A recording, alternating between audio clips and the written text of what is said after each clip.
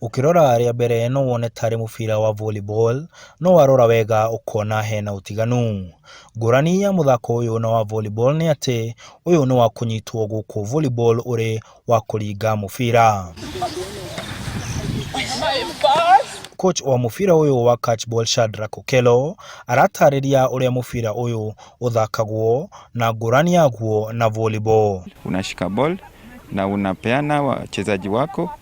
Inaruhusiwa kupeana kwa watu watatu, wachezaji watatu, ambapo mtu watatu atakuwa anakamilisha kuirusha katika upande wa ule wa timu nyingine.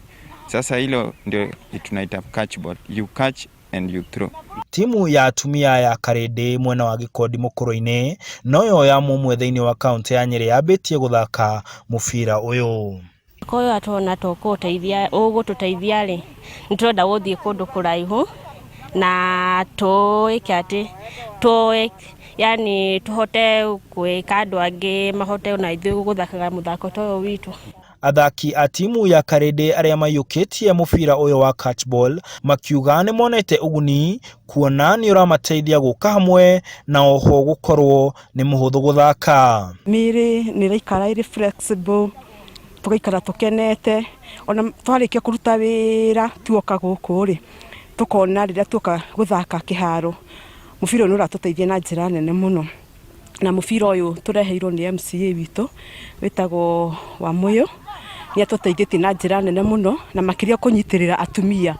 MCA wa Gikondi Mary wa Muyo uria niwe mwambiriria wa mubira uyu mwena wa Nyeri akiuga awambirie kuona nionete uri na umithio.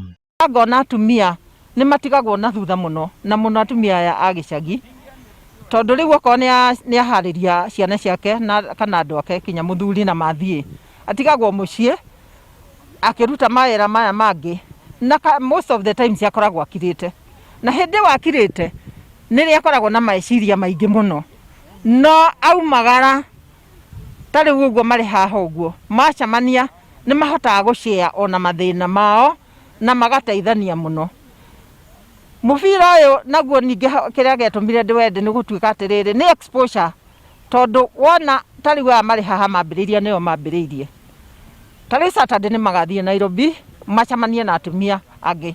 Wamuyo akihoya thirikari ya county gwaka cioro hamwe na nyumba cia athaki gucenjeria kuona kiharo kiu ni kihuthikaga kaingi. Athaka na igwa ni anoga no ingire bafu ne thambe hakorwo na changing room nigetha agithamba acenjie nguo icio na kiwanja giki ndaruthiririo guo ningi kwambiriria kurehera county government mbeca. Handu-ini ha Inooro TV de Gikondi kaunti-ini ya Nyeri njitagwo Martin Munene.